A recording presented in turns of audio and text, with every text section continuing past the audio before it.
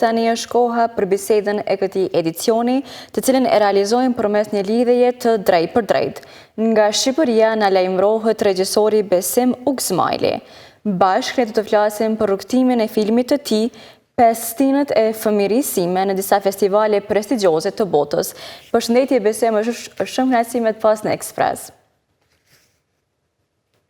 Më rrim me kriju këtë lidhje për shkak të kushteve pak të jashtëzakonshme që kam. Faleminderit që jemi bashkë të flasim për filmin 5 stinët.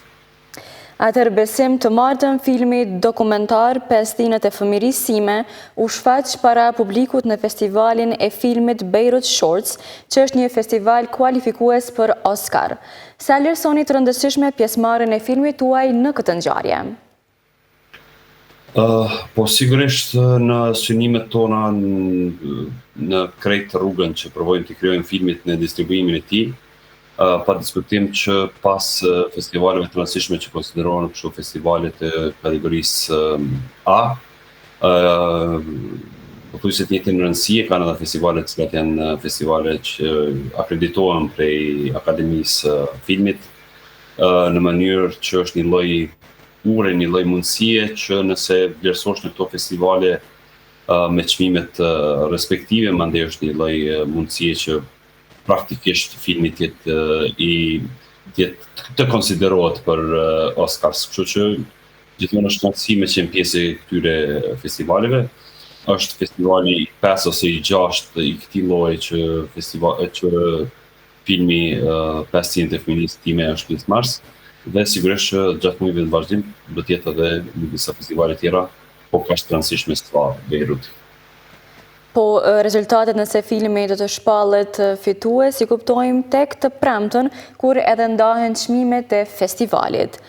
Keni pritshmëri për ndonjë çmim, sepse me të vërtetë projekti 5 stinët e fëmijërisë sime është i veçantë si në rrëfim, ashtu edhe në realizim.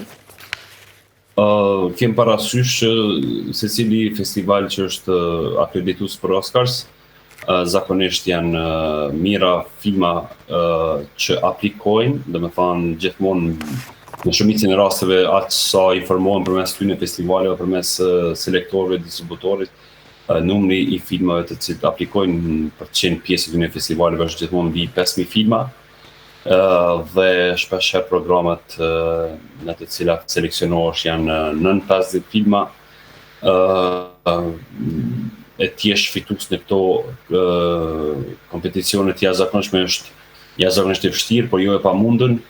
Është shumë e rëndësishme që historia nga Kosova, përkatësisht një histori personale, një medium kështu i miksuar zhanresh mes dokumentarit, filmit fiction e animacionit. Këto rrëfimet tona domethënë të jenë sa më shumë festivale, kjo ka shumë rëndësi, po sigurisht që do të ishte kënaqësi e nderi veçantë nëse potencialisht festivali apo juria e festivalit vlerëson këtë film me ndonjë çmim, që siç e thatë ju edhe unë më herët që i jep mundësi filmit që të konsiderohet për çmimin e Oscars. Ndërkohë, më 10 nëntor filmi rikthehet në Shtetet e Bashkuara të Amerikës. Këtë herë duke u shfaqur në Center Film Festival në Pennsylvania, apo jo? A do të keni mundësi të jeni të pranishëm si ekip atje? Faktikisht jo, ne prezantime tjera kemi pas mundësi të jemi prezent në disa prej tyre. Sigurisht ka qenë e pashmangshme premiera në Tampere të Finlandës, ku ka pas premierë botnore e filmit në fillim këtij viti. Në disa festivale tutje, po faktikisht kostot janë të jashtëzakonshme nëse merr rrugën andej Atlantikut, kështu që faktikisht nuk do të jem prezent në Pensilvani, mirë po është kënaqësi që këto rrëfime tona në mediumin filmik të prezantojnë sa më shumë e në sa më shumë vende të ndryshme, duke filluar me prezantimet që kemi pas në Evropë, mandej në Amerikë, do të kemi tutje në Azi dhe Afrikë, kështu që është kënaqësi që me i pa rrugën e filmit, por as sa ka mundësi të prezantojmë, do të jetë gjithmonë kënaqësi edhe gjithmonë provojmë me mundësitë tona që të prezantojmë në këto festivale, por kur nuk kemi ne është gjithmonë kënaqësi që filmat të prezantojnë atje dhe të shohin historien nga Kosova, storjet tona, të cilat zërë të rëferë më mirë se sa përmes filmit. Po desha të ndëlidheme tek prezantimi i filmit, a jeni të kënaqur me rrugtimin e drejtanishëm të tij nëpër festivale të ndryshme të botës, duke filluar nga Finlanda, Mongolia, Amerika, Zvicra, Shqipëria, Spanja e të tjerë, dhe pritjen që është bërë nga publiku nëpër ato vende? Po, sigurisht është një prezantim goxha solid. Kam pas fatin që për këto ndoshta 10 vitet e fundit gati përvitshëm kam pas mundësi të provoj diçka me forcat e mia, sigurisht edhe të kolegëve bashkëpunëtorëve që besojnë idesë edhe vizionit që e bashkë krijojmë edhe mendojmë se duhet ja prezantojmë edhe audiencës gjithandej nëpër botë. Kam pas fatin që gjithmonë të jem në festivale të ndryshme me filma të ndryshëm.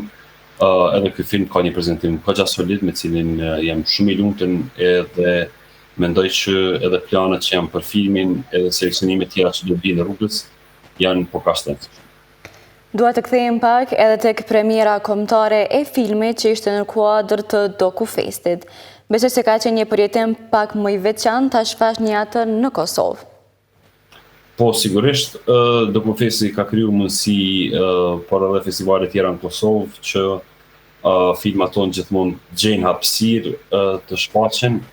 E për fatin e mirë, këto shfaqen në vendin tonë gjithmonë në mbledhjen edhe audiencë të jashtëzakonshme, kolegë të filmit, por edhe ke mundësi që bashkë me bashkëpunëtor të marrësh pjesë e ta ndash atë premierë kombëtare së bashku. Po prezantimi në Dokufest ka qenë i rëndësishëm për filmin, sigurisht edhe për mundësinë që ta sheh audienca kosovare edhe sa më shumë kompar të ekipit të filmit. Po çfarë e veçon këtë film në bazë të komenteve që i keni marrë deri në tani? Komentet kryesisht konsistojnë në nostalgjinë që sjell filmi, në përpjekjet e mia që mi bën njerëz me mendu për atë se çfarë ka ndodhur me fëmijën e tyre, me ambientet ku ata janë rrit, e kanë në formstuar, me thonë, karakterin e tyre, e kanë kujtimet kryesore të fëmisë. Gjithashtu çështje gjithmonë e diskutueshme është edhe aspekti teknik i realizimit të filmit, përcaktimi ideo-estetik edhe i zhanreve ku tash më herët që ky miksi i zhanreve mes animacionit, dokumentarit dhe filmit fiction nuk është shumë e shpesh në festivale në film, kështu që ndoshta këto janë dy kanat kryesore me të cilët njerëz bojnë komente, bojnë pyetje, japin mendime e diskutohet. Po besoj se Pestinët e familjes sime do të rrugëtoj edhe në festivale tjera, apo jo? Po, sigurisht, mendoj diku ka gjysma e rrugës, ka gjysma e kohës së tij të distribuimit edhe të prezantimit, po besoj që së paku edhe gjysma e parë e vitit tashëm do të jetë mundësi edhe, si më thonë, festivalet që presim ta seleksionojnë, ka gjithashtu edhe kërkesa të disa festivaleve që kanë dashur me e pa, që po besoj që kjo kërkesë në kupton në një farë formë edhe seleksionim, edhe besoj që do të prezantojmë në festivale tjera për gjatë spaku 9 muajve të ardhshëm, domethënë ta pak muaj që ka me këtij viti edhe gjysma e vitit të ardhshëm. Po ju jeni duke punuar në ndonjë projekt të ri filmik?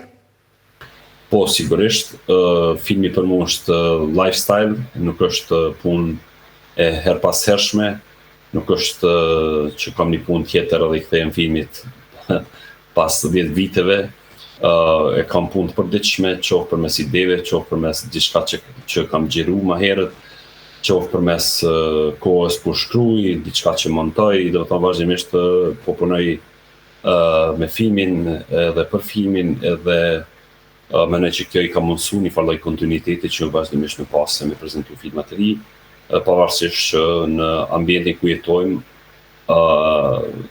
njëra prej kushteve, prej shumë kushteve të cilat nuk do të duhet të ishin relevante, janë edhe sukseset që kemi me film për me u mbështet nga institucionet përgjegjëse në këtë aspekt. Besim, faleminderit shumë për kohën dhe të gjitha informatat që i ndohet me shikuesit tanë. Shumë faleminderit për mundësinë e mirupafshim në raste tjera.